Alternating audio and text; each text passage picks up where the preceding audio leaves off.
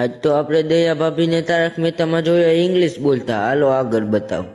રામ રામ ડાયરા ને કેમ છો બધા? મજામાં જ છો? કેમ કે આપણા વ્લોગ જોતા એ બધા મજામાં જ હોય છે. આજ તો સ્કૂલેથી આવીને બદલાવી લીધા કપડાં બદલાવીને પછી આપણે બેસી ગયા ટીવી જોવા. તો એમાં જોઈએ તો આજ તો દયા ભાભી બોલતા હતા इंग्लिश. अंग्रेजी में तो बहुत कुछ आता है. जी कहाँ से शुरू करूं? जी ए से शुरू कर. ए ए